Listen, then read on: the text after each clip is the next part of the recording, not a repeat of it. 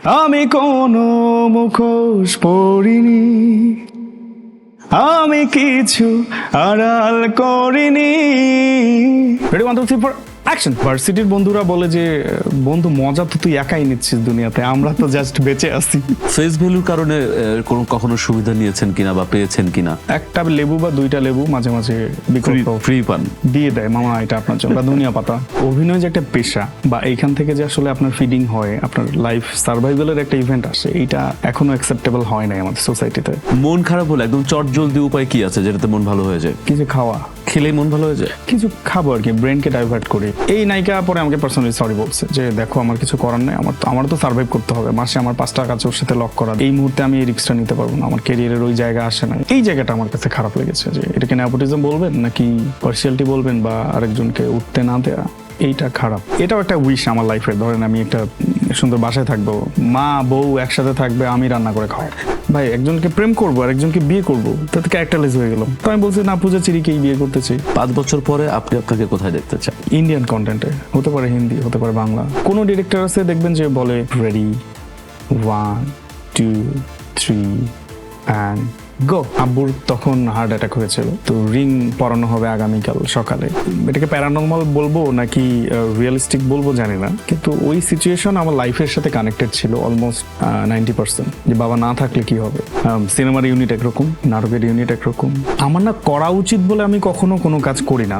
Wish বলেন, ইচ্ছা বলেন, কাজ করে যে এইরকম একটা ক্যারেক্টার প্লে করতে গেলে কি কি এর ভেতর কারিজমেটিক অরা থাকতে পারে। থাকে না, আমরা অনেক সময় অনেক ধরনের কথা শুনি যে অমুক ক্যারেক্টার প্লে করার জন্য এত কিছু করছে, এরকম কিছু আসলে ইচ্ছা না। এটা একান্তই ওই মুহূর্তের ওই মোমেন্টামের ব্যাপার। আমার খুব ইচ্ছে যে আমি আদনান ভাইয়ের একটা বিজ্ঞাপনের প্রোটাগনিস্ট হয়ে ক্যারেক্টার কাজ করব। একটা সিন ছিল যেটা না রাখলেও হইতো, কিন্তু আমাকে নেওয়ার সময় আসলে বলা হয় যে ইটস ভেরি ভাইটাল ইম্পর্টেন্ট। পরে দেখি যে আসলে ওই সিনটা নাই। ডিরেক্টর আমাকে পরে সরি বলেছে যে দেখে নিও, একদিন সৃষ্টিকর্তা এটার বিচার তোমাকে দিবে। যারা বাইক রাইড করে তারা বুঝবে যে আমি পিকআপ টেনে জাস্ট ফার্স্ট গিয়ার দিয়ে বাইকটা ক্লাস ছাড়ছি, আমি দেখি যে আমার হাত কাঁপছে, আমার ব্রেইন ঠিক আছে কিন্তু আমার বডি কাজ করতেছে না। আমি চোখে উপরওয়ালা বিচার করে। আপনি কি বলেন? ধরেন আমি একজন হিরো, ঠিক আছে, আমাকে এসে আপনার হয়ে ভয় দেখাচ্ছে আপনার প্রেমিকা যে তুমি আমার সঙ্গে এরকম কথা বলতেছো, আমার বয়ফ্রেন্ড কিন্তু হিরো, দেখবা দেখাই দিব, একদম ফাটায় ফেলবো। ও, তাহলে তার তো সেলফ কনফিডেন্স আসলে নাই, নিজের অস্তিত্বের জায়গায় এসে দুর্বল। আমি অ্যাজ অ্যান আর্টিস্ট হিসেবে আসছি মার্কেটে 19 সালে। নায়িকাহীন নায়ক মাসুম রেজওয়ান হতে পারে, এটা হতে পারে, কেউ একজন নার্ভাস হয়েই যেতে পারে। এটা আসলে বলে কয়ে হবে না। আমি অনেক আর্টিস্টের রয়েছে যে আমার সিন নাই কিন্তু আমি তার অভিনয় বসে বসে দেখি সে কিভাবে প্লে করে।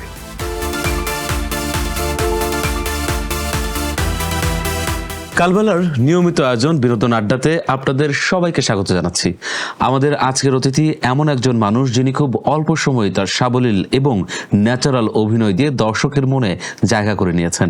রোমান্টিক হিরো থেকে শুরু করে সিরিয়াস বা থ্রিলার সব ধরনেরই তিনি নিজেকে প্রমাণ করে চলেছেন। টিভি নাটক, সিনেমা থেকে শুরু করে ওটিটি প্ল্যাটফর্মেও তার পদচারণা চোখে পড়ার মতো। আজ আমাদের স্টুডিওতে উপস্থিত আছেন তরুণ প্রজন্মের প্রিয় অভিনেতা মাসুম রেজওয়ান। মাসুম ভাই, কালবেলায় স্বাগত আপনাকে। কেমন আছেন? ধন্যবাদ। জি, ভালো আছি। এবং আমার এই ইন্ট্রো শুনে আমার নিজেরই মনে হচ্ছে যে এত সুন্দর করে মনে হয় এর আগে ইন্ট্রো শুনি নাই। Thank you so much. Pleasure. আমি খুব ফর্মাল লাগতেছে বিষয়টা, তারপরেও একটু ফর্মালি থাকতে চাই। আপনার কি মনে হয়? হ্যাঁ, মানে আরোপিত কোনো কিছু ভাল লাগে না, ন্যাচারালি ভালো। ওকে, তাহলে ন্যাচারালি যাই। প্রথমে একটু আমরা পুরনো গল্প দিয়ে শুরু করব। অনেকটা সময় তো হলো অভিনয় করছেন, একদম প্রথম দিকটাতে একটু যেতে চাই। কিভাবে শুরু হলো? আমি মাস্টার্স করতে ঢাকা আসছি, এরপরে ঘটনাক্রমে ইচ্ছে ছিল একটু সার্চিং মাইন্ডের পার্সন। আমার একটু খুঁটখুঁটে স্বভাবের, অনেক কিছু খুঁজতে ভালো লাগতো। তো খুঁজতে খুঁজতে এক ভাইয়ের সাথে সাক্ষাৎ হয়, সে আরেকটা টিমে কানেক্ট, আবার আমাকে কানেক্ট করায়। দেখি কিভাবে হয়, আগে বুঝে যাই যে আমি আসলে পারবো কিনা। পরে একটা কনফিডেন্স আমার ভিতরে আসে যে না, শুটিংটা আসলে আমার জন্য একটু ফ্রেন্ডলি, তো আমি মনে হয় চেষ্টা করলে পারবো। তারপরে ইচ্ছা, চেষ্টা আর একটু দৃঢ় মনোবল ছিল, তারপরেই তো সবকিছু আপনাদের সামনে স্টিল কন্টেন্ট। কখন এমন হয়েছে যে কাজ পাচ্ছি না বা করতে পারতেছি না, ভেঙে পড়েছি, তারপরে মনে হয়েছে যে না আমাকে দিয়ে অভিনয়টা হবে না, তারপর আবার নিজেকে গড়া, এরকম হয়েছে কখনো? সত্যি বলতে অবশ্যই হয়, স্টিল এখনো হয়। অনেক সময় মনে হয় যে কোনো একটা স্ক্রিপ্ট আসছে, এই গল্পটা আসলে মনে হয় কঠিন হয়ে যাবে আমার জন্য, কিন্তু পরক্ষণে আসলে ইনফরমেশনগুলো এমনভাবে কানেক্ট হয়, পরে একটা কনফিডেন্স চলে আসে যে না, আমি না পারলে আসলে কে পারবে, বা আমি এটা না করলে আসলে করবেটা কে। সো তখন একটু নিজেকে ইন্সপায়ার করি নিজেই, আবার ভালোও লাগে। সাসপেন্স থাকে, অনেক রকম নতুন এক্সপিরিয়েন্সের ভিতর দিয়ে যাওয়া হয়। প্রত্যেকটা টিমের এক্সপিরিয়েন্স ডিফারেন্ট ডিফারেন্ট, এক এক টিম এক এক রকম একটা ভাইবস দেয়। তো এই সব কিছু হেল্প করে। আসলে ভয় লাগবে, এটা স্বাভাবিক। কেউ যদি বলে যে ভয় লাগে না বা আমি হেভি কনফিডেন্ট, এই সব এগুলো আমার মনে হয় এগুলো বলার জন্য বলে।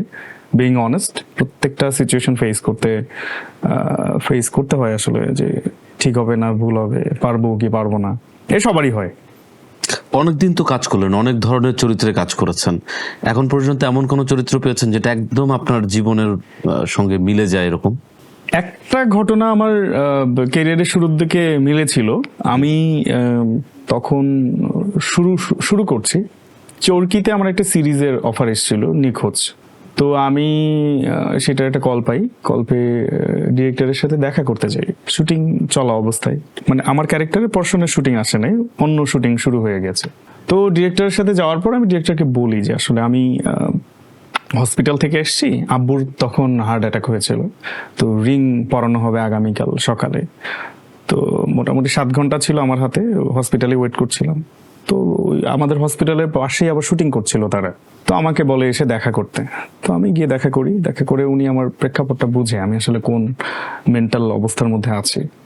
তো উনি ওই ফেসটা দেখার কারণে আমাকে কাস্ট করে। পরে উনি আমাকে বলে, তো ওই সিরিজের স্টোরিও ছিল বাবা কেন্দ্রিক। বাবা নিখোঁজ হয়ে যায়, এরপরেই লাইফের উপর যে একটা ইস্যুস তৈরি হয়। তো আমার বাবা যখন হার্ট অ্যাটাক করে, আসলে তখন ওই সিচুয়েশনটা যে ফেস করছে সেই জানে। তো ওইরকম একটা এটাকে প্যারানর্মাল বলবো নাকি রিয়েলিস্টিক বলবো জানি না, কিন্তু ওই সিচুয়েশন আমার লাইফের সাথে কানেক্টেড ছিল অলমোস্ট 90%। যে বাবা না থাকলে কি হবে, বা এই হার্ট অ্যাটাকে যদি চলে যায় মেন্টাল অবস্থা কি হবে, ফ্যামিলির অবস্থা কি হবে, সার্ভাইভাল কি হবে। ওই সিরিজটা আমাকে হেল্প করেছিল অনেক, এবং ওইটা খুব কানেক্টেড ছিল আমার পার্সোনাল লাইফের সাথে।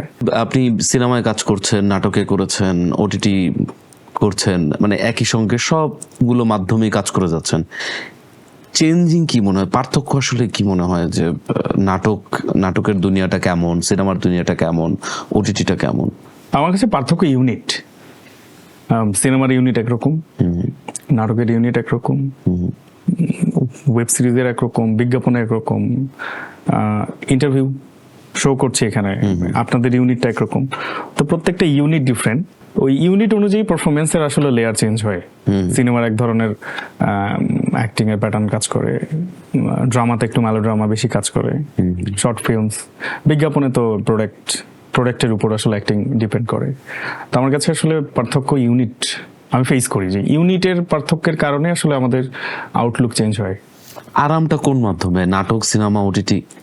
সব মাধ্যমে। যদি আপনি কন্টেন্টের সাথে কানেক্টেড হন, আপনি অনেস্ট থাকেন, এবং আপনার ওই কন্টেন্টটা আপনার মনের ভেতর যদি একটু জায়গা নিয়ে ফেলে, একটু মায়ায় পড়ে যান যে আমি ওই কাজটা মনোযোগ দিয়ে করব, সবখানেই আরাম। তা আমি একটা জিনিস দেখেছি, ধরেন একই মাসুম, সে যখন নাটক করছেন তখন সে একভাবে অভিনয় করছেন, তখন হয়তো কিছু কিছু জায়গায় মনে হচ্ছে একটু ওভার অ্যাক্টিংই বোধহয় করে ফেলতেছে, কিন্তু এই একই মাসুম যখন ওটিটি করে তখন সে জাত অভিনেতার পরিচয় দেয়। শুধুমাত্র মাসুম বলে বলছি না, আমি সবার জন্য বলছি, সব অভিনেতার জন্য, অভিনেত্রীর জন্য। হ্যাঁ, এটা ডিপেন্ড করে আমাদের শ্রদ্ধেয় সব ডিরেক্টরের উপর। তারা মনিটরে বসা থাকে, প্রি প্রোডাকশন আছে, আগাম কথাবার্তা হয়, অনেক সময় শুটিং এর সিকোয়েন্স করার আগের মুহূর্তে আসলে মেকআপ রুমে একটা ডিসকাশন হয়। ওনারা যেভাবে চায়, আমরা তো আসলে লাইক ওয়াটার, যখন যে ডিরেক্টর যেভাবে চায়, কেউ একটু মেলোড্রামা চায় কোনো কন্টেন্টে, কেউ আবার খুব সাটেল চায়, কেউ বলে যে অভিনয় না করে অভিনয় করো, আবার কেউ চায় যে একটু লাউড চায়, একটু মেলোড্রামা বেশি চায়, একটু অ্যাক্টিভিটিস হাত পা নাড়াতে বলে। সো ডিপেন্ডস অন ডিরেক্টর, ওনারা আসলে যেভাবে চায় আমরা সেভাবে ঠিকঠাক করে ফেলি। চরিত্র বাছাইয়ের ক্ষেত্রে আপনি কি দেখেন, কি কি দেখে চরিত্র সিলেক্ট করেন যে এই ক্যারেক্টারটা আমার করা উচিত, এই গল্পটা আমার করা উচিত? আমার না করা উচিত বলে আমি কখনো কোনো কাজ করি না। আমার কেন জানি অনীহা এই ব্যাপারে যে কি করতে হবে। যেমন ধরেন একটা ছেলেকে যদি আপনি বলেন, সে সবসময় চাইবে হিরোর ক্যারেক্টার করতে, সফিস্টিকেট ক্যারেক্টার পেতে, মায়া আছে ওই গল্পে কাজ করতে, বা ধরেন গল্পের এমন একটা ক্যারেক্টার যে ক্যারেক্টারের প্রতি ভালোবাসা সবার কাজ করবে। এরকম কোনো উইশ বা কোনো ইচ্ছা আমার কেন জানি জাগে না। আমার মনে হয় যে আমি কোনো একটা চরিত্র করব, ওই চরিত্রটার সাথে আমি জাস্টিফাইড কিনা, আমি ঠিকঠাক প্লে করতে পারবো কিনা, আমি এইটা সবার আগে দেখি। লোভ কাজ করে না যে আমার হ্যাভ টু বি ওই ক্যারেক্টারটাই করতে হবে যে ক্যারেক্টারটা প্রোটাগনিস্ট, যে ক্যারেক্টারটা একেবারেই লিড। চরিত্রের জন্য নিজেকে কতটুকু পরিবর্তন করতে হয় এবং কোন চরিত্রটার জন্য আপনি নিজেকে কিভাবে পরিবর্তন করছেন? যেমন নীলচক্রে আমরা দেখেছিলাম যে আপনি চুলে কালার করে একদম টিকটকাররা যেমন হয় ওরকম সেজেছিলেন আপনার চরিত্রটা, এবং আপনাকে দেখেও আমরা ওই ভাইবসটা পেয়েছিলাম যে আপনি একজন টিকটকার। তো এরকম আসলে কোন কোন চরিত্রের ক্ষেত্রে করতে হয়েছে নিজেকে পুরোপুরি পরিবর্তন করার বিষয়টা? দেখেন, আমার যেটা কাজ করে এটাকে বলে ইনস্টিং। আমার ভিতর থেকে এক ধরনের উইশ বলেন, ইচ্ছা বলেন, কাজ করে যে এইরকম একটা ক্যারেক্টার প্লে করতে গেলে কি কি এর ভেতর কারিজমেটিক অরা থাকতে পারে, এই ক্যারেক্টারের বডি ল্যাঙ্গুয়েজ কেমন হতে পারে, মানে ইটস কল ইনফরমেশন। এটা ডিরেক্টরের সাথে শেয়ার করা, ডিরেক্টর ওর ভেতর একটা কাউন্টার দিয়ে দেয়, কারেকশন দিয়ে দেয়, দেন অ্যাক্টর, কো অ্যাক্টরের কাছ থেকে এক ধরনের রিভিউস, এইসব কিছু মিলেই না মানে ক্যারেক্টার প্লে করতে ভালো লাগে। এমন কোনো ব্যাপার আসলে খুব একটা ঘটে না যে আমি কোনো একটা চরিত্র করার জন্য দম বন্ধ করে আছি বা ঘরে বন্ধ হয়ে আছি 4-5 দিন একটা রুমের ভিতর ভ্যাকুয়াম, একা একা থাকে না। আমরা অনেক সময় অনেক ধরনের কথা শুনি যে অমুক ক্যারেক্টার প্লে করার জন্য এত কিছু করছি। এরকম কিছু আসলে ইচ্ছা না, এটা একান্তই ওই মুহূর্তের ওই মোমেন্টামের ব্যাপার। আমি কিভাবে দেখছি, ধরেন সেম ক্যারেক্টার আপনি যদি করেন, আপনি আর রাজু হিসেবে একরকম করবে, আমি রেজওয়ান হিসেবে একরকম করব। এটা প্রত্যেকটা পার্সন টু পার্সন ভ্যালু করে। তো আমার কাছে আসলে অধ্যবসায় এটা ইনফরমেশন, যে এই ক্যারেক্টারটার কি কি ইনফরমেশন হতে পারে। শুটিং সেটে আপনি কতটুকু খুঁতখুঁতে অবস্থায় থাকেন, মানে কি কি হয় ওখানে গেলে? আমার খুব খুঁতখুঁতে জিনিস কাজ করে ব্রেনে, একটু লোকেশন। মানে এটা জানি না, অনেকের নাও হতে পারে। মানে আমি যে জায়গাটাতে দাঁড়িয়ে পারফর্ম করব বা আমার ব্যাকগ্রাউন্ডে যা থাকবে, আমার কেন জানি খুব ইচ্ছে কাজ করে যে এই ব্যাকগ্রাউন্ডের জিনিসটা সুন্দর থাক, বা এটা ঠিকঠাক গল্পের সাথে কানেক্টেড। নটা মানে সুন্দর মানে ন্যাচারালি সুন্দর না, কনসেপ্টের সাথে কানেক্টেড যেরকম হওয়া উচিত, ওই ব্যাপারটা আমাকে একটু ধরেন যে মানে আমি নার্সিং করি এই জিনিসটা, যে লজিক্যালি হয় কিনা। ধরেন আমি কোন একটা রেস্টুরেন্টে ফুড অর্ডার করতে দাঁড়াইছি, সো ডেফিনেটলি যার কাছে ফুড অর্ডার করব ওই ব্যাকগ্রাউন্ডটা তো ফুড রিলেটেড হতে হবে। তখন এই জিনিসটা ধরেন আমার একটু খুঁতখুঁতে লাগে যে এইটা লজিক্যালি হচ্ছে না। আমরা এখানে ইন্টারভিউ দিচ্ছি একটা স্টুডিওতে, ডেফিনেটলি এখানে লজিক্যালি অনেক কিছু কানেক্টেড করা আছে, স্ক্রিন আছে, লাইটস আছে, ক্যামেরা সেট আপ রয়েছে, আমরা কথা বলছি, সো এটা লজিক্যালি কানেক্ট না, এই ব্যাপারগুলো লাগবেই, তো তাহলেই না স্টুডিও। তো আমার কাছে লোকেশনটা আমাকে একটু মানে আমি খুঁতখুঁতে এই ব্যাপারে। নায়িকার ক্ষেত্রে কি করেন? মানে পরিচালক বললো একটা গল্প দিয়ে যে এটার জন্য এই নায়িকা নিতে চাই, আপনি কি রাজি হয়েছেন নাকি সাজেশন দেন যে না এই গল্পটার জন্য যদি এই নায়িকাটা হয় তাহলে বোধহয় ভালো হতো? আমি 2 থেকে 3 জায়গায় এরকম কনভারসেশন আমার এখন পর্যন্ত হয়েছে। আমি ডিরেক্টরকে সোজা বলি যে কন্টেন্টের মানে প্যারেন্টিং আপনি করবেন, আপনি কি দেখতে পান ওই মেয়েটাকে ওই চরিত্রে? আপনি দেখতে পেলে আমার সমস্যা নাই, আমি তো জাস্ট যাব শুটিং করার জন্য, কিন্তু এর দায় দায়িত্ব তো আপনার। সো এই রেসপন্সিবিলিটিস আমি আসলে তাদের হাতে ছুলে দিই, আমার কাছে আসলে কোনো অপশন নাই এই ব্যাপারে। ডিরেক্টর এমন কোন ডিরেক্টর আছে যার সঙ্গে আপনার কাজ করার খুব ইচ্ছে আছে বাট এখনো করা হয়ে ওঠেনি? আমার 2-1 জন তো আছেনই যাদের আসলে আমি বরাবরই আরো একটা ইন্টারভিউতে বলেছি, আমার আদনান ভাইয়ের একটা বিজ্ঞাপন করার খুব শখ অনেক আগে থেকেই। আমি রানআউটের কাজ করেছি, সিরিজ করেছি 2-3টা। তো আমার খুব ইচ্ছে যে আমি আদনান ভাইয়ের একটা বিজ্ঞাপনে প্রোটাগনিস্ট হয়ে ক্যারেক্টার কাজ করব। এটা অনেক দিনের ইচ্ছা, এটা এখন অপূর্ণ আছে। আই উইশ আমারটা পূরণ হবে ইনশাল্লাহ। ওকে, আপনি এমন এই পর্যন্ত যত কাজ করেছেন এর মধ্যে এমন কোন গল্প আছে যেটা করার পরে অনেয়ার হওয়ার পরে গিয়ে মনে হয়েছিস কেন করলাম, এটা না করলে ভালো হতো? হ্যাঁ, 2-1টা কাজ এমন ছিল। ধরেন আমি একটা শুট করেছিলাম একটি কাজের, তো আমাকে বলা হয়েছিল যে তোমার সিকোয়েন্সটা এরকম, তোমাকে এভাবে প্রেজেন্ট করা হবে, শুটিংও ওভাবে হয়। পরে এসে দেখি আসলে আমার সিনগুলো ফেলে দিয়েছে। একটা সিন ছিল যেটা না রাখলেও হইতো, কিন্তু আমাকে নেওয়ার সময় আসলে বলা হয় যে ইটস ভেরি ভাইটাল ইম্পর্টেন্ট। পরে দেখি যে আসলে ওই সিনটা নাই।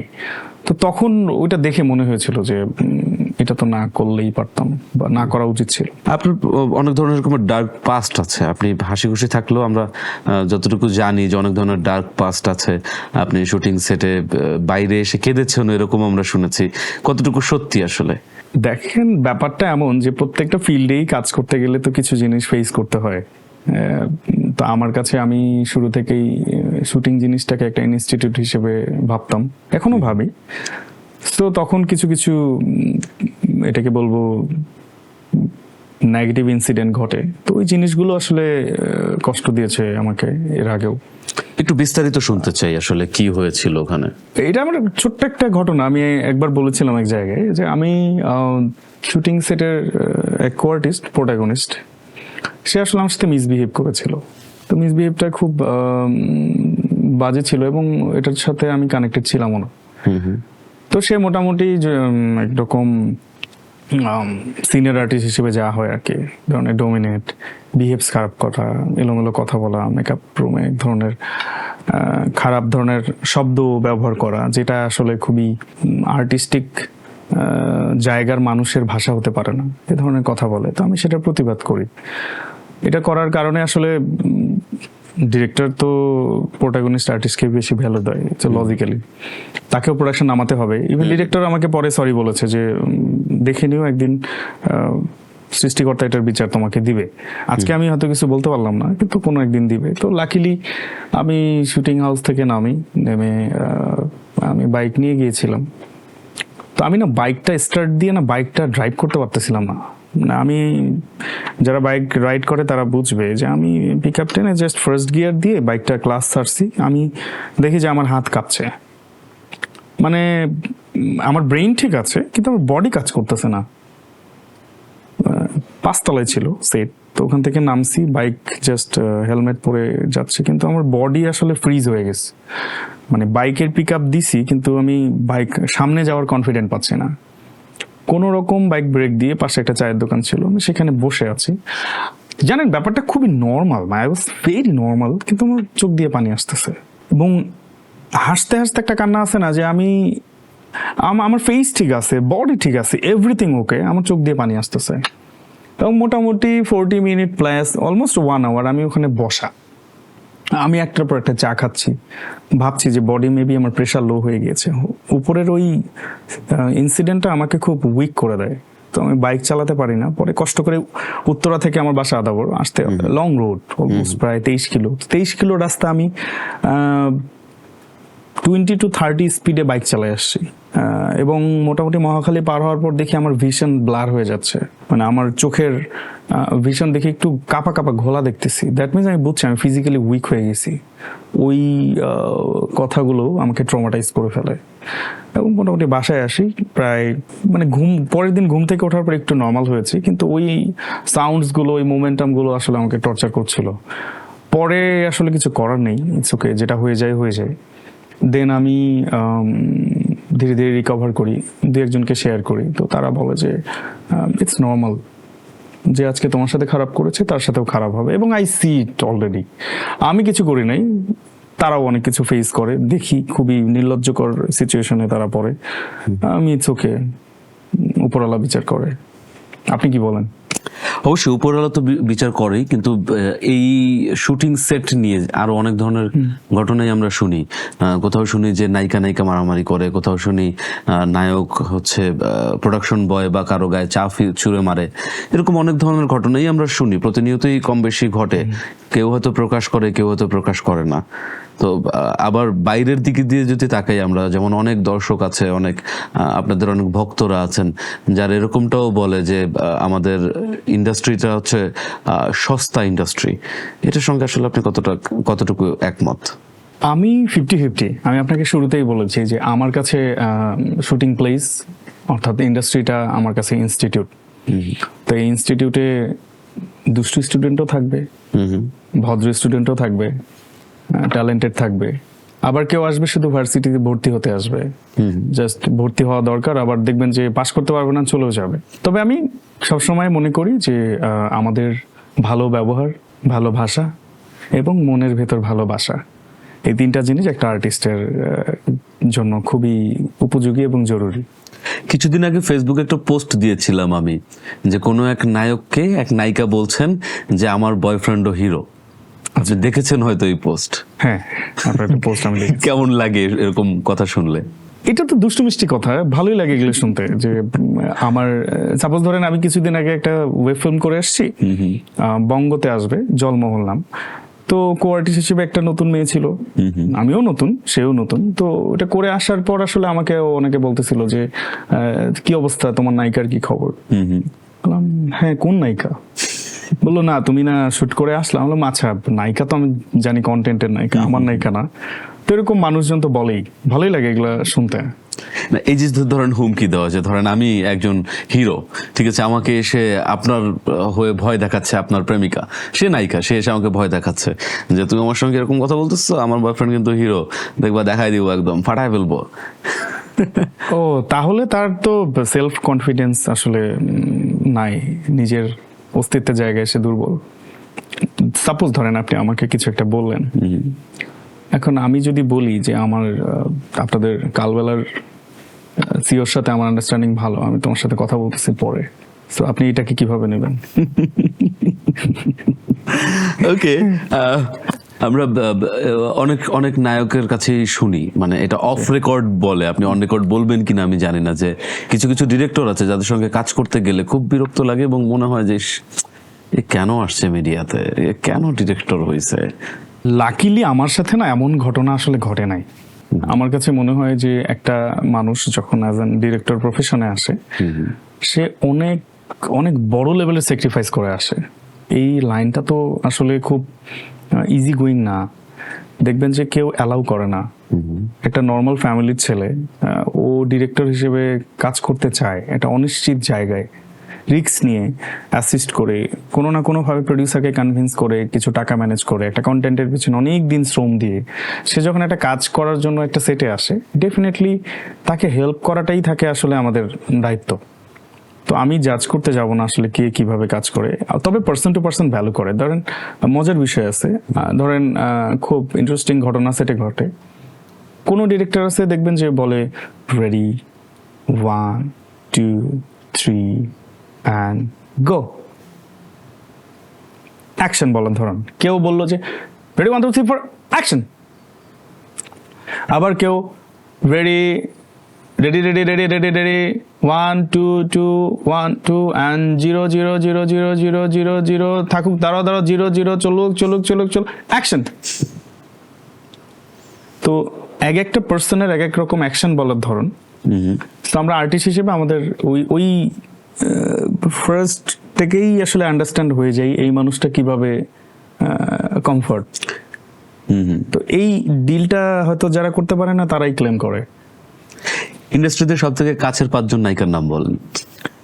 এতগুলো হবে না, আমার সর্বোচ্চ 1 2 হতে পারে। এক্স্যাক্টলি বলেন, 2 জনই বলেন। মানে বিং অনেস্ট, আমরা যেভাবে বড় ইন্ডাস্ট্রিতে দেখি, ইন্ডিয়া দেখি বা হলিউড বলিউডে যারা আছে, তো আমার আসলে না স্টিল ওইরকম সার্কেল হয় নাই, বিং অনেস্ট। আপনি আমার গত 2 বছরে কখনো কোনো পোস্টই দেখবেন না কোনো নায়িকার সাথে বা বান্ধবীর সাথে কোনো একটা কফি শপে খোঁচা মারা পোস্ট দেন বেশি। দেখেন, আমি তো আর্টিস্ট হওয়ার আগে হিউম্যান। আমি ফেসবুক ইউজ করা শুরু করি ইন্টারমিডিয়েট ফার্স্ট ইয়ারে, তখন থেকে ফেসবুক চালাই। আমি অ্যাজ অ্যান আর্টিস্ট হিসেবে আসছি মার্কেটে 19 সালে, করোনার পর। তো ফেসবুকটা আমার কাছে অনেক আগে থেকে। তো আমার আর্টিস্ট ডেজিগনেশনের কারণে আমি অনেক কিছু অ্যাভয়েড করি, কিন্তু সামটাইমস কিছু জিনিস মনের দিক থেকে তো আমরা একটু, আমার না হাসি খুশি থাকতে ভালো লাগে, একটু দুষ্টুমি করতে ভালো লাগে। ক্যাম্পাসে তো অনেক দুষ্টুমি করেছে, এখন তো জায়গা নাই। তো এই সোশ্যাল মিডিয়া এখানেই মাঝে মাঝে একটু মজার ফানি পোস্ট করি। এবং আপনি আমার ফেসবুক ওয়াল ঘুরলে দেখবেন যে অলওয়েজ পজিটিভ। ফাঙ্কি জিনিস, ভালো জিনিস। আমি পেট লাভার, আমি নিজের আমার অ্যাকোরিয়াম, আমি সবসময় এই জিনিসগুলো আমাকে খুব হেল্প করে। তবে আমি প্রতিবাদের জায়গায় প্রতিবাদ করি। শিশু নির্যাতন বলেন, মার্ডার বলেন, আদার্স দেশের কোনো ব্যাপার, অ্যাওয়ারনেসের ব্যাপার, আমি অলওয়েজ এই ব্যাপারগুলোতে কানেক্ট থাকি। ওকে, 2 জন নায়িকার নাম বলেন। আপনি বললেন না যে 5 জন নাই, 2 জন আছে, 2 জনের নাম বলেন। আমি সত্যি কথা, আমি না মাথায় আসতেছে না আমার যে আসলে আমি কার সাথে ক্লোজ। নায়িকাহীন নায়ক মাসুম রেজওয়ান। হতে পারে, এটা হতে পারে, এটা হতে পারে। ইভেন আমার সাথে এমন ঘটনা এখনো ঘটে নাই যে কোনো একটা নায়িকা রেফার করেছে আমাকে যে অমুক নায়িকা বলেছে আপনার কথা, আপনার সাথে একটা কাজ হবে। আই উইশ এটা ধীরে ধীরে কেটে যাবে। এটাও এক ধরনের ধরেন আমার না পাওয়া, তো আই উইশ এটাও পূরণ হয়ে যাবে। ওকে, 5 বছর পরে আপনি আপনাকে কোথায় দেখতে চান? ইন্ডিয়ান কন্টেন্টে, হতে পারে হিন্দি, হতে পারে বাংলা। বাংলাদেশে নয় কেন? ডেফিনেটলি বাংলায় তো করতেছি। কিন্তু তারপর আপনি এখন যে জায়গায় আছেন, ধরেন আমাদের যেমন ইন্ডাস্ট্রি, যদি সিনেমা বলি, শাকিব খান একদম একটা নাম, Yeah. শাকিব খান, ঠিক আছে। যদি আমি নাটকের ইন্ডাস্ট্রি বলি, তাহলে ধরেন আফরান নিশো, ওই একটা নাম। যদিও অপূর্ব ভাই আছেন, চঞ্চল চৌধুরী আছেন, মোশাররফ ভাই আছেন, অনেকেই আছেন, কিন্তু ধরেন নাটকের যদি নাম করা হয় তাহলে আফরান নিশো, সিনেমার নাম করা হলে শাকিব খান। তো এই রকমের যে জায়গাগুলো, এক একজন এক একটা জায়গা হোল্ড করে রাখে, এরকম আপনাকে 5 বছর পরে ঠিক কোথায় দেখতে চান? আমি তো আই উইশ আমাকে নেটফ্লিক্সে দেখবো, অ্যামাজন প্রাইমে দেখবো। আমি না খুব ইলিউশনে বিশ্বাসী, আবার আমি বলেন এটাকে ফ্যাসিনেট। আমি অনেক কিছু ফ্যাসিনেট করতে ভালোবাসি। আমি যখন প্রথম ব্যাকগ্রাউন্ড আর্টিস্ট কাজ করেছি বিজ্ঞাপনে, আমি একটা বিজ্ঞাপনে কাজ করেছিলাম যেখানে 80 জন ব্যাকগ্রাউন্ড আর্টিস্ট ছিল, তার মধ্যে আমি একজন। প্রোটাগনিস্ট ছিল 2 জন। আমরা অনেক দূর থেকে তাকায় আছি।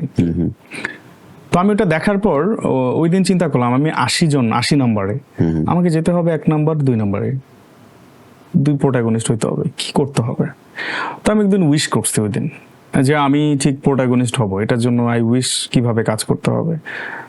তো মনে মনে ভাবছি, পরে হয়ে গেছে।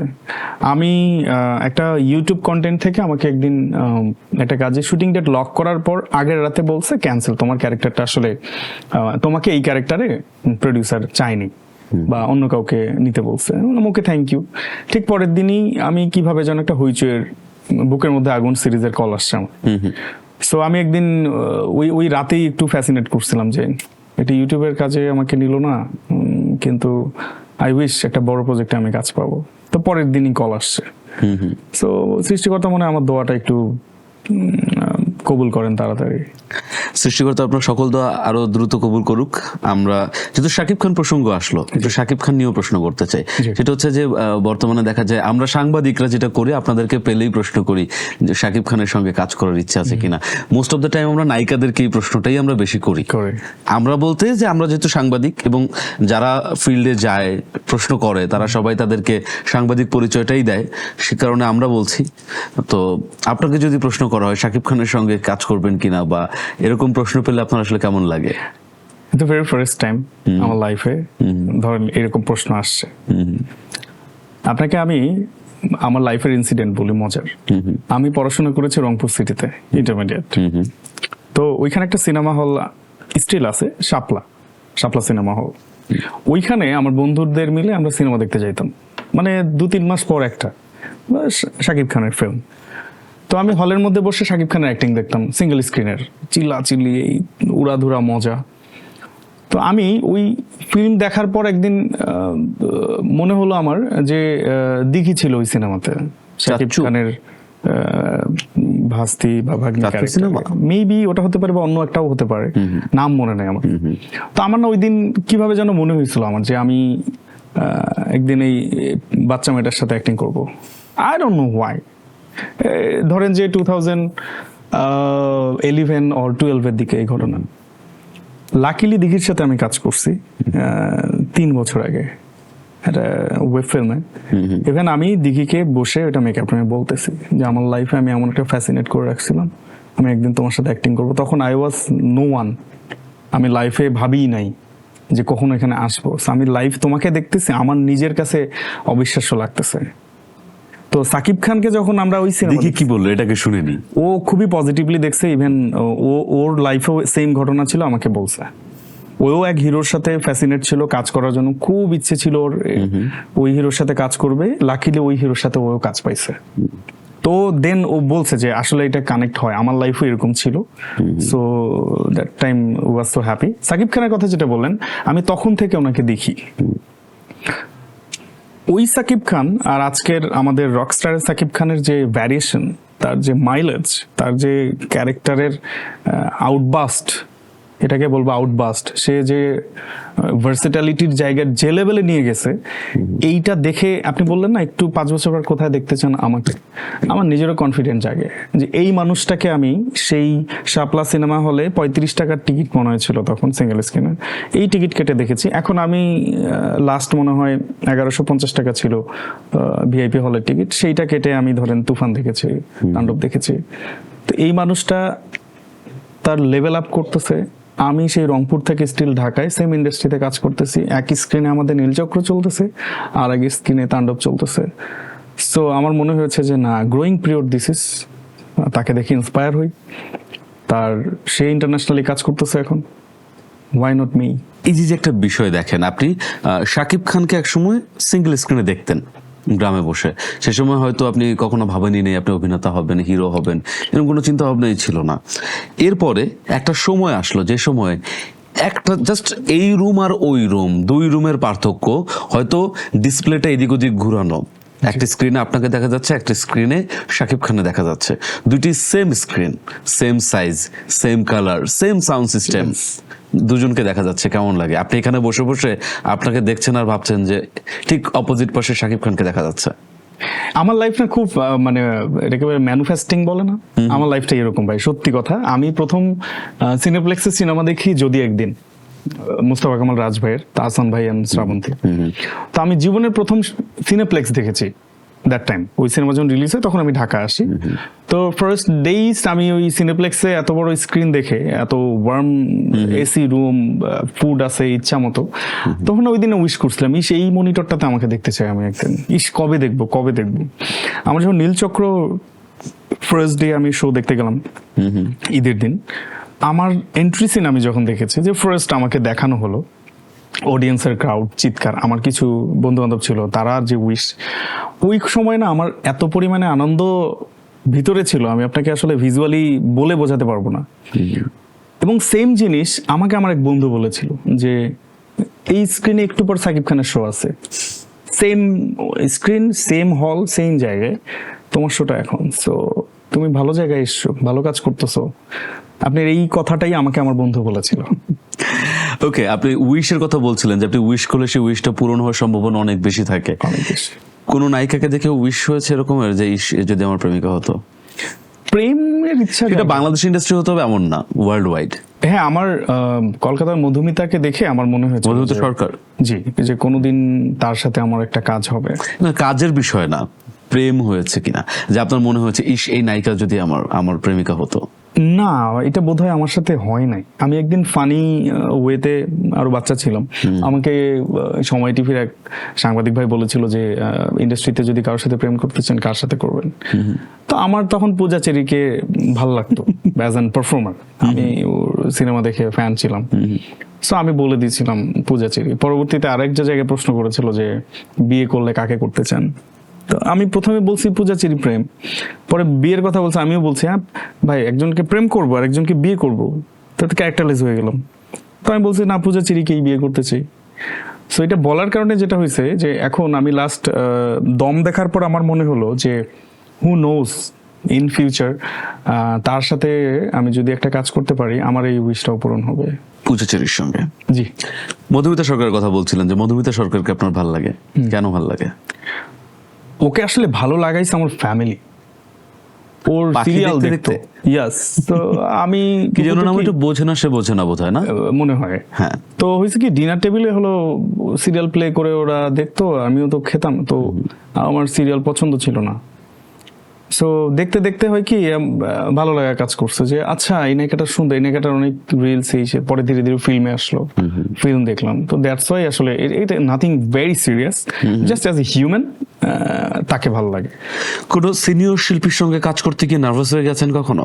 হ্যাঁ, সবসময়। কার কার ক্ষেত্রে বেশি হয় এটা? স্পেসিফিক কিছু না, আমার আসলে প্রত্যেকটা সিনিয়রের সাথে কাজ করতে গিয়ে নার্ভাস লাগে। কারণ কি মানে নার্ভাসনেসটা আসে এই কারণে যে আমি একেবারে আননোন সাইড থেকে আসা একটা ছেলে, এরকম একটা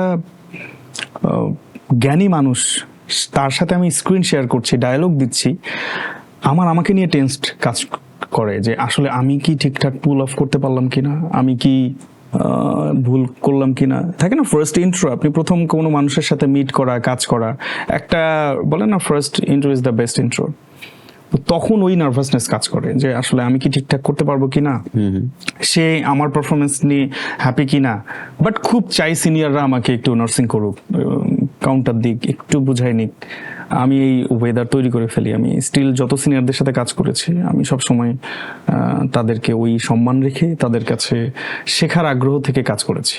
ফজলুর রহমান বাবু ভাই আমাকে অনেক হেল্প করেছেন, দিলারা জামানের সাথে একটা ছোট্ট ক্যারেক্টার করেছে, আবুল আয়াদ স্যারের সাথে একদিন একটা ছোট্ট ক্যারেক্টার কেমিও করেছিলাম, ওইখানে শিখতে পেরেছি। তারিক আনাম খান স্যার তো মানে সে তো আমাকে একরকম একটা শুটিং স্কুলিং ক্লাস করে ফেলেছে মেকআপ রুমে, যে ক্যারেক্টার কিভাবে ডিস্ট্রিবিউট করতে হয়, কিভাবে ভাগ করতে হয়, মানে তাদের সাথে কাজ করা মানেই শেখা আসলে। মানে আমি কাকে ছেড়ে কার কথা বলবো, each and every one. Shooting করতে গিয়ে বারবার রিটেক দিচ্ছে আপনার সহকর্মী, কেমন লাগে তখন? খুব ইজি, আর এটা খুবই নর্মাল জিনিস, হতেই পারে, আমারও মাঝে মাঝে হতো, স্টিল এখনো সামটাইমস হয়ে যায়। কেউ একজন নার্ভাস হয়েই যেতে পারে, এটা আসলে বলে কয়ে হবে না। একটা লং টাইম এক্সপিরিয়েন্সের কারণে আসলে এক ধরনের কনফিডেন্স কাজ করে, কিন্তু নতুন আর্টিস্টের ক্ষেত্রে যারা আসলে এমনিতেই একটু ভয় নিয়ে আসে যে পারলে কি হবে, না পারলে কি হবে, সেট কমফোর্ট কিনা।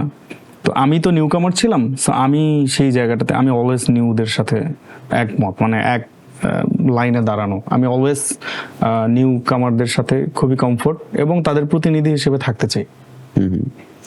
কখনো কোনো সহশিল্পীর দিকে খুব মুগ্ধ হয়ে তাকিয়েছিলেন, ইস এত সুন্দর লাগতেছে?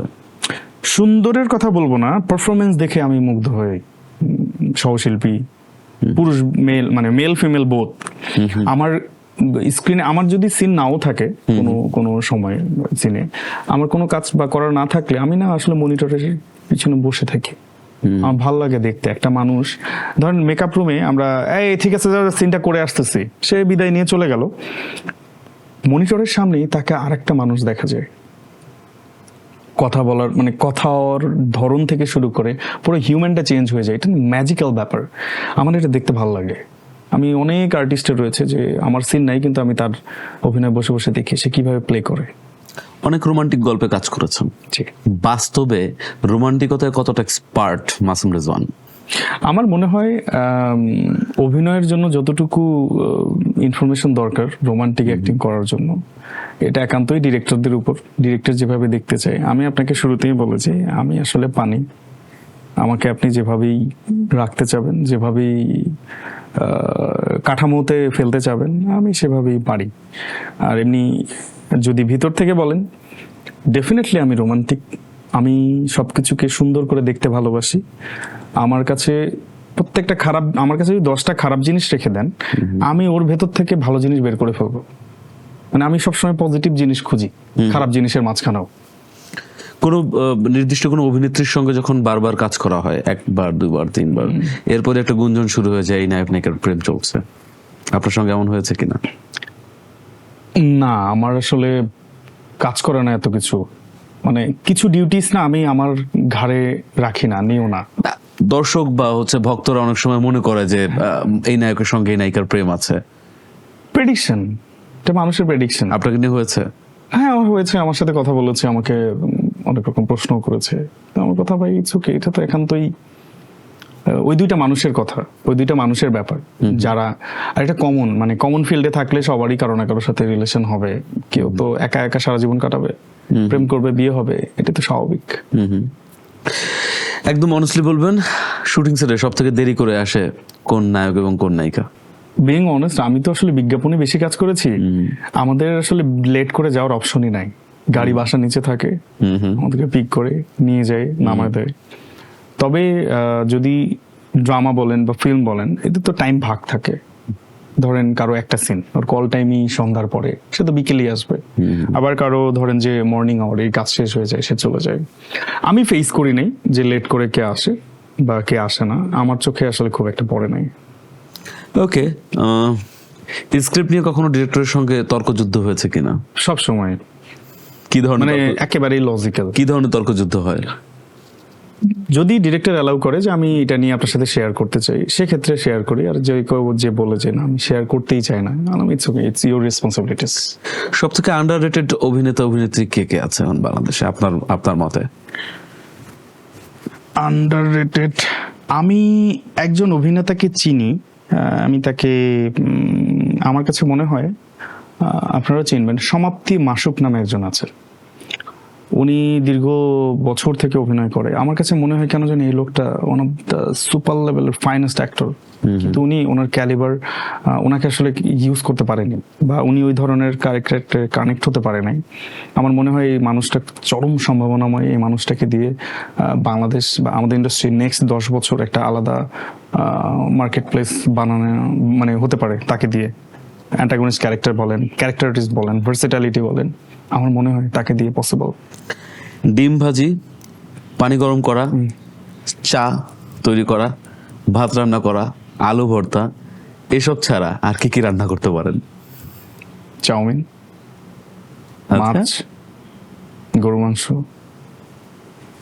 পুডিং। পুডিং তো রান্না করা না, বানানো আর কি। এর সাথে স্যুপ, সবজির ভিতরে এভরিথিং। আমি ভালো রান্না পারি। একটু দাওয়াত দিচ্ছেন না কেন? Sure, please.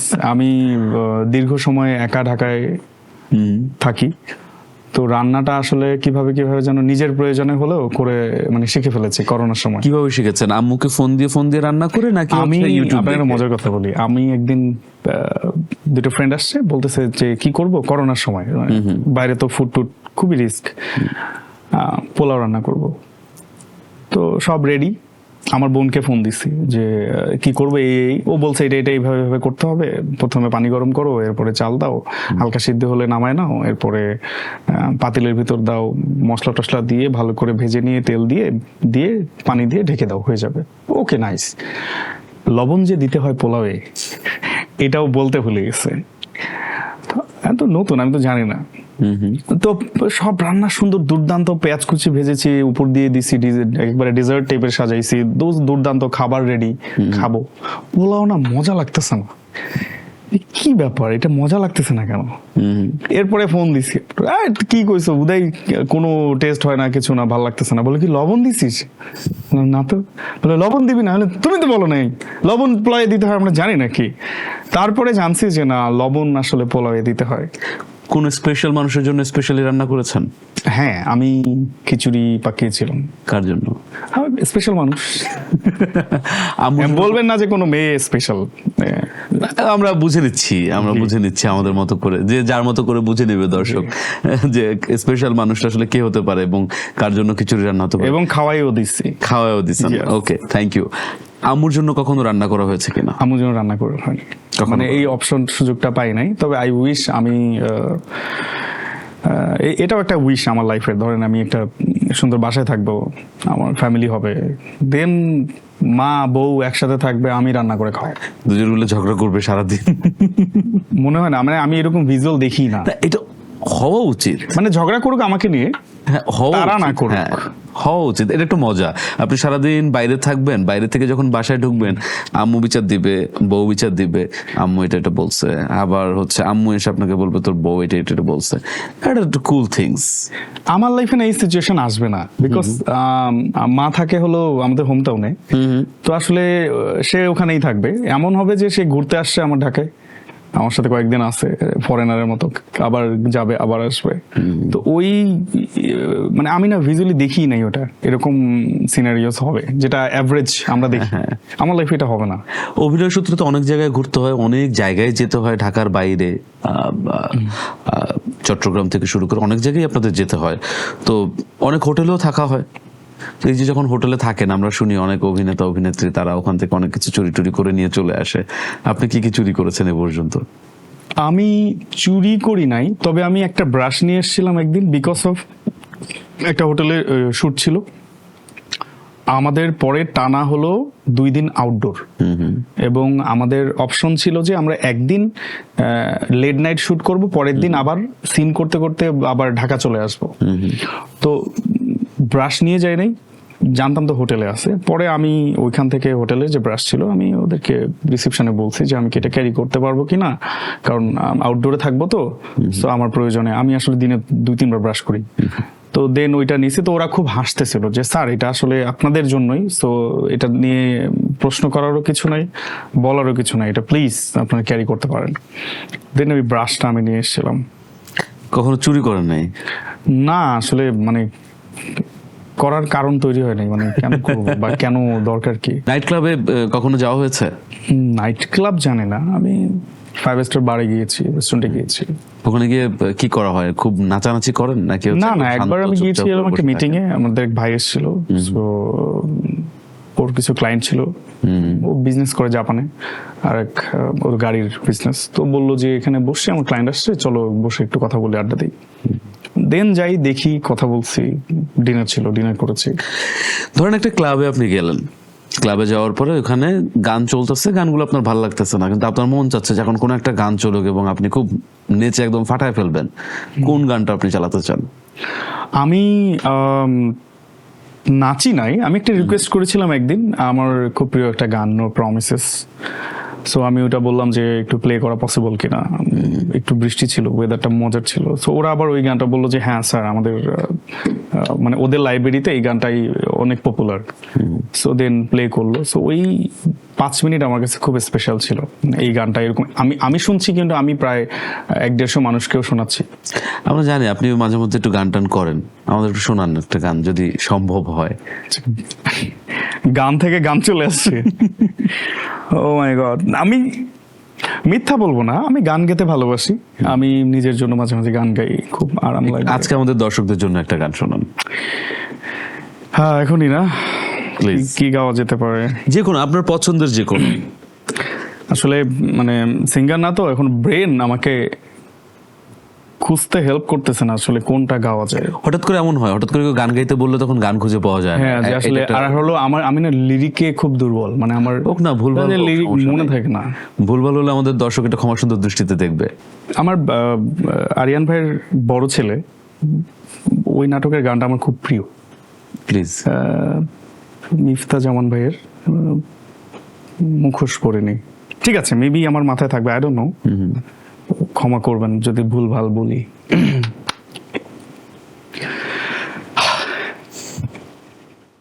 এই ঠুনকো জীবনে তুমি কাছের দেয়াল, এক আধটু কারণে যদি হও বেসামাল, মনে তাই তোমার খেয়াল, মনে তাই তোমার খেয়াল।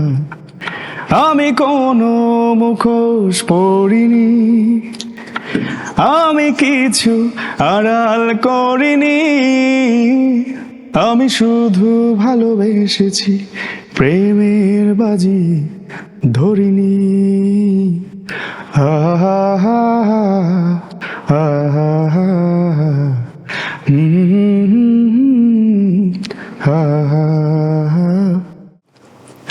I think enough. আপনি এত ভালো গান করেন আমি আসলে জানতাম না। এইটা ভালো গান? হ্যাঁ। মানে এইভাবে গান গেলে ভালো হয়? আপনি গায়ক তো না। ও আচ্ছা, আপনি গায়ক তো না, না আপনি অভিনেতা। সেখানে আপনি অভিনেতা হয়ে যতটুকু গাইলেন আমার ভালো লাগছে, দ্যাটস ওয়াই আমি বললাম যে আপনি এত ভালো গান Thank you. গান। Thank you so much. Thank you. কিন্তু আমি আবার একটু পরে আপনার কাছে আবার বলবো যে ভাই আরেকটা গান শোনান। আমি এটা বলবো। আচ্ছা বলেন তো, বন্ধুরা আপনাকে কি বলে খেপায়? বন্ধুর ভাগ আছে, স্কুলের বন্ধু, ভার্সিটির বন্ধু, নাকি ঢাকা শহরের বন্ধু? আপনার সব থেকে কাছের বন্ধু যারা? আমার একটাই বন্ধু খুব কাছের, একেবারে স্কুল লাইফ থেকে, আসাদ। আমরা একসাথে বড় হয়েছি, স্কুল পরে কলেজে এসে আলাদা হয়েছি। এরপরে ম্যাচিউর বয়সে এসে আমার 2-3টা বন্ধু হয়েছে যারা একেবারেই সেম লেভেলের, নিউটন, শিশির, হৃদয়, এদিকে একটা সিনিয়র বন্ধু আছে ফুয়াদ ভাই। তো এই মানুষগুলোর সাথে আসলে আমার ইন্টারমিডিয়েট বা অনার্স লাইফের একটা ওয়েল নার্সিং সাইট তৈরি হয়েছে। তবে ওই ভার্সিটির বন্ধুরা বলে যে বন্ধু মজা তো তুই একাই নিচ্ছিস দুনিয়াতে, আমরা তো জাস্ট বেঁচে আছি। ওরা চিন্তা করে ও মিডিয়াতে কাজ করে, ভিজুয়ালি কাজ করছে, নায়ক নায়িকা এইগুলা যাদেরকে আমরা ভিজুয়ালি দেখি ও তাদের সাথে বসে আড্ডা দেয়। তো ওদেরকে তো ওটা বোঝাতে পারি না যে ইটস এ ওয়ার্ক প্লেস। তো ওদের কাছে আমি মনে হয় যে এক্সট্রা অর্ডিনারি কিছু একটা লাইফ লিড করতেছি। আর ঢাকার বন্ধুরা ধরেন যে ব্যস্ততার টোনটিংটা করে যে খুব ব্যস্ত। গ্রামে যখন যান ঘুরতে বা আপনার এই গ্রামের বন্ধুরা যখন বন্ধুদের সঙ্গে যখন দেখা হয়, তারা কখনো বলে না যে একটু ওই নায়িকার সঙ্গে একটু দেখা করায় দে, একটু কথা বলায় দে, ওই নায়কের সঙ্গে দেখা করায় দে, কথা বলায় আমি না দে? সত্যি কথা খুব লজ্জা পাই। এটা সবার হয় কিনা জানি না, আমি আমার হোম টাউনে প্রচন্ড লজ্জা পাই। আমি বের হলেও দেখবেন বাসার বাইরে বের হয়ে হেলমেটটা মুখে দিই, বাইক নিয়ে বের হয়ে যাই, আমার ফেস কাউকে দেখাই না। মানে ধরেন যে এমন ভাবে তাকায়, মানে মনে হলো যে সে এক্সট্রা সাসপেন্স কিছু দেখছে। এবং তার চেহারা, আমি যে তাকে বলবো যে আসসালাম কেমন আছেন অনেকদিন পর দেখলাম, তারা এত প্রশ্ন করে ফেলে, তখন মনে হয় যে না আসলে এই প্রশ্নের উত্তরগুলো এই মুহূর্তে দেয়া যাবে না। এরকম প্রশ্ন পান না যে বাবা কত টাকা ইনকাম করো? 100% ইটস ইভেন ধরেন যে আমার রিসেন্ট 2 ইয়ার্সে যে জিনিসটা বেশি ফেস করতে হয়েছে যে ধরেন বিয়ে তো করবোই, বাসার ফ্যামিলির লোক কথা বলে যে কি বলবো ছেলে কি করে, একটা জায়গা তো লাগবে, তো একটা চাকরি করো কোনো একটা জায়গায় বলি। তো আমি তো অভিনয় যে একটা পেশা বা এইখান থেকে যে আসলে আপনার ফিডিং হয়, আপনার লাইফ সার্ভাইভালের একটা ইভেন্ট আসে, এইটা এখনো অ্যাকসেপ্টেবল হয় নাই আমাদের সোসাইটিতে। এবং আনপ্রেডিক্টেবল প্রফেশন, ধরেন এই মান্থে কাজ আসছে, নেক্সট মান্থে নাও থাকতে পারে। তো এই প্রশ্ন খুব হয় যে আসলে ও কি করে, টাকা কত পায়, কিভাবে চলে। বিয়ের প্রসঙ্গ যেহেতু আসলো, একটু বিয়ে নিয়ে প্রশ্ন, বিয়ে না ঠিক, আমি একটু প্রেম প্রসঙ্গ জিজ্ঞেস করতে চাই। সেটা সিঙ্গেল লাইফ তো এনজয় করছেন, ডেফিনেটলি সিঙ্গেল লাইফ, কিন্তু এই সিঙ্গেল লাইফ তো ক্যামেরার সামনে, বাট গোপনে গোপনে প্রেম চলছে কিনা? প্রেম তো একদম চলতেই অনেস্ট প্রেম চলতেই থাকে। মানে ব্যাপারটা এমন না কখনো যে শেষ হয় না প্রেম। অ্যাজ এ হিউম্যানের সাথে প্রেম মানে এরকম এমন না। প্রেম ধরেন আমার কখনো পেটের সাথে প্রেম হয়, কখনো কারো বিহেভস এর সাথে প্রেম হয়, কখনো কারো ধরেন যে সাইকোলজিক্যাল থটস তার প্রেমে পড়ি। ব্যাপারটা এমন না যে আমি প্রেম মানে একটা মেয়ের সাথেই শুধু প্রেম চলবে, ভালোবাসা, আই লাভ ইউ এরকম না। আমার অনেক কিছুতেই আমি প্রেমে পড়ি।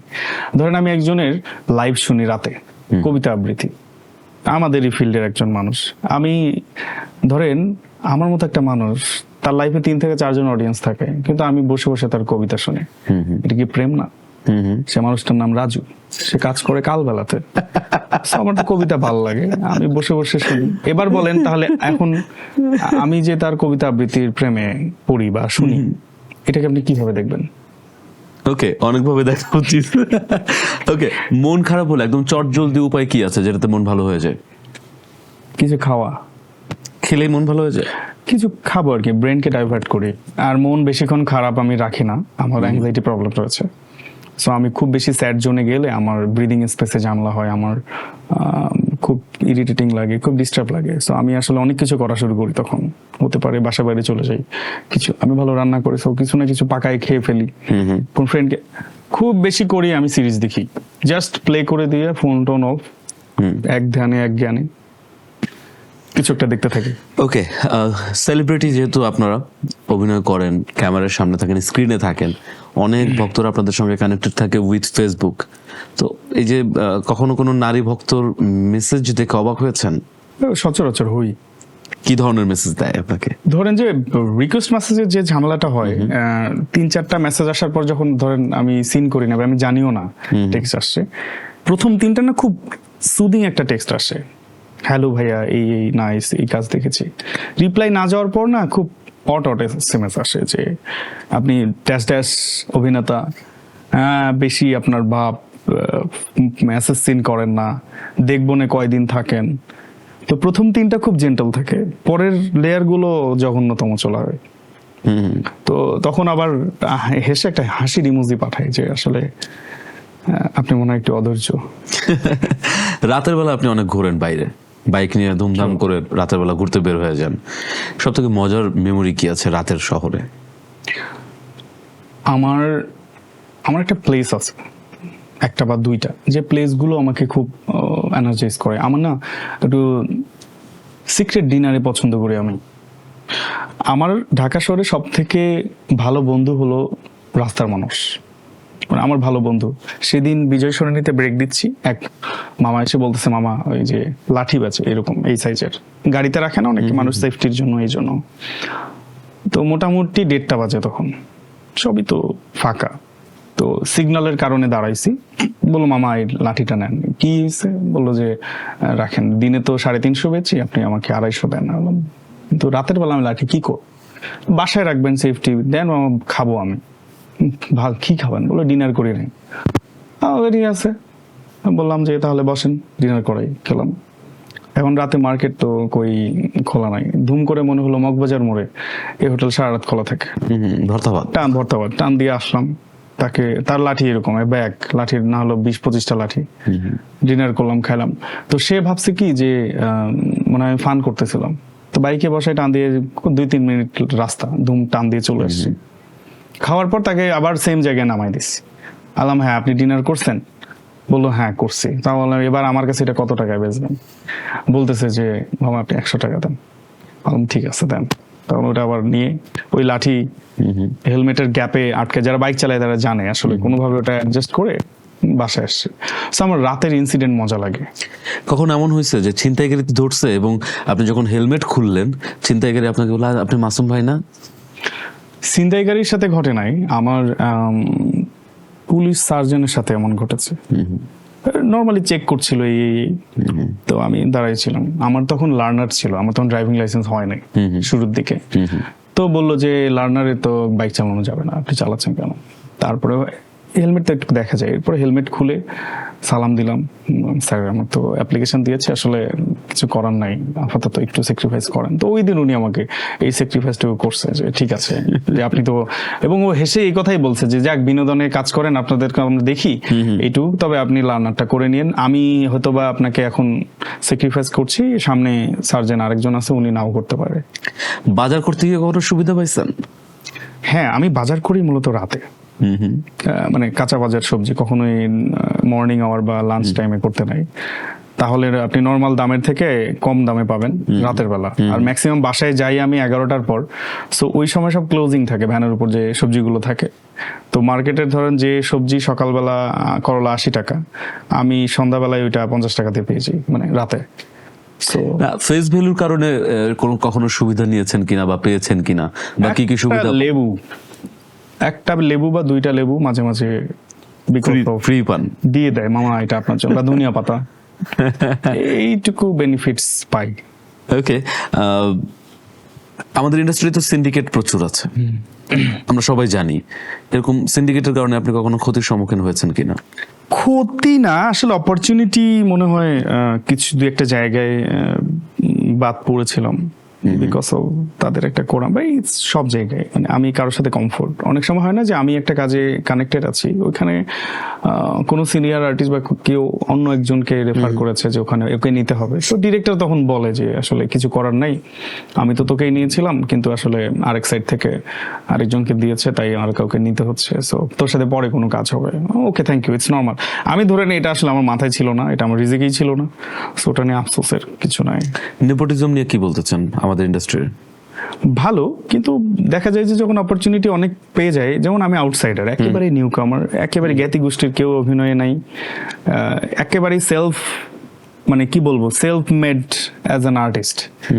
সো এসে যখন দেখি যে কোন এক জায়গায় অমুকের আত্মীয় স্বজন অমুকের হওয়ার কারণে এক ধরনের বেনিফিট বারবার পাচ্ছে, সো তখন আসলে অ্যাজ অ্যান আউটসাইডার খুব মন খারাপ হয় যে এই অ্যাক্টিংটাও ধরেন একটু রিজিকের একটা ব্যাপার আছে।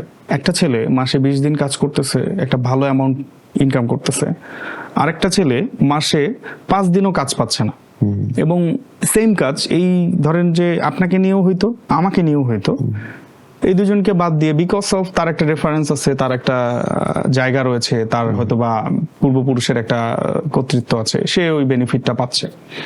তো তখন আসলে ভেবে খারাপ লাগে যে সেম সে 20টা করতেছে, ওকে, তো তাকে 10টা দিন, বাকি 10টা 5টা এদিকে ভাগ করে দিন। কারণ আপনার তো মার্কেটে, আমরা তো এমপ্লয়ি, আমরা তো কর্মী, আপনার তো লাগবেই। সে হয়তো এক ধরনের কাজ করতেছে, এ তো আরেক ধরনের প্যাটার্নের, তো তাকেও তো কাজ দিতে হবে। তখন আসলে একটু মন খারাপ হয় যে ওনারা কাজ দেওয়ার ক্ষেত্রে কি ভাবে না যে একটা ছেলে মাসে 30 দিন শুট করতেছে আর একটা ছেলে 5 দিনও করতে পারতেছে না, তো ওই ছেলেটা তাহলে খাবে কি, থাকবে কি? ওর একটা ডিরেক্টর প্রফেশন নেওয়া যে পরিমাণ রিস্ক, একটা হিরো বা একটা আর্টিস্ট হতে চাও তার থেকে 3 গুণ রিস্ক। আমাকে অনেক কিছু মেনটেন করে চলতে হচ্ছে, অনেক কিছু বাদ বিচার করে খাইতে হয়, চলতে হয়, মিশতে হয়। ধরেন অনেক প্যাটার্নের কাজ থাকে যে আমরা করতে পারি না, মানে বিকজ অফ ডেজিগনেশন। করলে অন্য এক সাইড থেকে কাউন্টার আসবে, দেখছেন ও কি করতেছে। অন্য কোয়ার্টিস্টকেও ধরেন, আমি একটা কাজ করেছি এক নায়িকার সাথে, ডেড লক, শুটিং এর আগের দিন রাত 12টার সময় ডিরেক্টর আমাকে বলে যে ওই নায়িকা তোমার সাথে কাজ করবে না। কেন? ডেট তো সেই দিছে, কেন করবে না? তাকে আরেকজন না করছে, যে ও যদি আমার সাথে কাজ করে তাহলে ওই জায়গার ওই হিরো তার সাথে আর কাজ করবে না। তো এই নায়িকা পরে আমাকে পার্সোনালি সরি বলছে যে দেখো আমার কিছু করার নাই, আমার তো সার্ভাইভ করতে হবে, মাসে আমার 5টা কাজ ওর সাথে লক করার, 2টা কাজ। সো যদি তোমার সাথে কাজ করি ওইটা এই মুহূর্তে আমি এই রিস্কটা নিতে পারবো না, আমার ক্যারিয়ারের ওই জায়গা আসে নাই যে আমি তোমার সাথে একটা ফিকশন করবো। So I am sorry. এই জায়গাটা আমার কাছে খারাপ লেগেছে যে এটাকে নেপোটিজম বলবেন নাকি পার্সিয়ালিটি বলবেন বা আরেকজনকে উঠতে না দেয়া, এইটা খারাপ। এটা কতদিন? ওকে, একদম শেষের দিকে চলে আসছি, খুব বেশি আর জ্বালাবো না। শেষের দিকে আমি 3-4টা প্রশ্ন, মানে 3-4টা না, 2-3টা প্রশ্ন করতে চাই, একদম ফান প্রশ্ন। যদি মিস্টার ইন্ডিয়া হয়ে যেতে পারতেন, মিস্টার ইন্ডিয়া বলতে বুঝতে পারছেন হয়তো সিনেমার ক্যারেক্টার, মানে অদৃশ্য হওয়ার ক্ষমতা যদি পেতেন, আপনি এই ইন্ডাস্ট্রিতে কি কি দুষ্টুমি করতেন? আমি যে বড় বড় ডিরেক্টররা কাজ করেন, আমি ঠিক যে টাইমে তাদের প্রজেক্ট লক হয়, কোন একটা ফিল্মের সাইন ইন বা প্রডিউস বা সবকিছু লক, ওই সময় ওদের পিছনে দাঁড়ায় থেকে দেখতে চাই যে ওই স্ক্রিপ্টে আমার কোনো ক্যারেক্টার আছে কিনা করার মতো। ওটা জানলে আমি পরে রিয়েল লাইফে তাকে নক করা শুরু করব, ভাইয়া স্বপ্নে দেখলাম আপনার সাথে একটা শুটিং আমার হবে মনে হয়। আমি কানেক্ট করতে পারতাম। কোনো নায়িকার বাসায় গিয়ে কিছু চুরি করতেন না? নায়িকার বাসায় চুরি করতে হবে কেন? নায়িকাদের বাসায় গেলে তো নায়িকারা এমনি হ্যাপি হবে। হিরো আসছে বাসায়, তো একটা হিরো যদি নায়িকার কাছে কোনো কিছু বলে যে আমার এটা লাগবে, এটা খেতে চাই, বা এই রান্না, এটা ফুড পান্ডা অর্ডার করেন, বা এই, তো এমনিই করবে। শাকিব খানের বাসায় যদি যান আপনি অদৃশ্য অবস্থায়, কি কি নিয়ে আসবেন ওখান থেকে? নিয়ে আসবো না, অদৃশ্য হলে আমি 7 দিন থাকবো সেই বাসায়, তাকে দেখবো সে আসলে কেন সাকিব খান, কি কারণে, সে কিভাবে ভাবে, সে অবসর কিভাবে কাটায়, তার অ্যাক্টিভিটিসের ভিতর তার কনভারসেশন কি করে, সে কোন ধরনের বই পড়ে বা কি থিসিস করে, কি ধরনের পার্সনের সাথে ও কানেক্টেড, কোন মানুষগুলোর সাথে তারা, মানে উনি কানেক্ট থাকে। সো ওই মেকানিজমটা জানতাম আর কি চুপচাপ থেকে। ওকে, আপনাকে যদি অলৌকিক ক্ষমতা দেওয়া হয়, যে আপনি অলৌকিক ক্ষমতার অধিকারী, ধরেন একটা সিনেমা, ঠিক আছে, আপনি সিনেমায় যেমন পাওয়ারফুল থাকে সুপার হিরো, আপনি চাইলেই যে কোনো মৃত মানুষকে জীবিত করে ফেলতে পারতেছেন, এরকম যদি আপনার পাওয়ার চলে আসে, আপনি বাংলাদেশের কোন হিরোকে আবার জীবিত করতে চাইবেন এবং কেন? খুব জটিল প্রশ্ন। আমি বাংলাদেশের হিরোকে বলবো কিনা জানি না, আমি ইরফান খানকে জীবিত করতাম। খুব ইচ্ছে ছিল এই মানুষটাকে সামনাসামনি দেখার, আমি সুযোগ পাইনি। আমার খুব ইচ্ছে ছিল, কারণ আমি ছোটবেলা থেকে মানে ডিডি ন্যাশনালে অনেকগুলো সিরিয়াল দেখতাম, কাজ দেখতাম, এবং তার অনেক ফ্যান আমি। তো তাকে যদি জীবিত করা যেত আমার খুব ভালো লাগতো। ওকে, একদম শেষ পর্যায়ে আপনি এইটা আপনার ক্যামেরা, এবং এই ক্যামেরায় আপনি একটু আমাদের দর্শকদের জন্য কিছু বলতে চান কি? থ্যাংক ইউ সো মাচ কালবেলার সকল কাস্টিং ক্রুজ এবং যারা ব্যাকগ্রাউন্ডে কাজ করেন প্রত্যেকটা মানুষকে, এবং এই বিনোদন আড্ডার সকল অডিয়েন্সকে। আই উইশ আপনাদের দিন ভালো যাবে, সুস্থ থাকবেন, সবাই ভালো থাকবেন, এবং আমি চাইবো আমার জন্য দোয়া করবেন যাতে আবার আপনাদের সামনে আসতে পারি, মন খুলে কথা বলতে পারি। এবং thank you so much. Thank you Masum ভাই, থ্যাংক ইউ অ্যাগেইন। আমি একটু দর্শকদের থেকে বিদায় নিয়ে নিই, তারপর আমরা অফ ক্যামেরা আবার কিছুক্ষণ আড্ডা দিব। তো দর্শক, এই ছিল আজকের বিনোদন আড্ডা। আগামী পর্ব দেখতে আমাদের সঙ্গে থাকুন, ভালো থাকুন, সুস্থ থাকুন। আল্লাহ হাফেজ।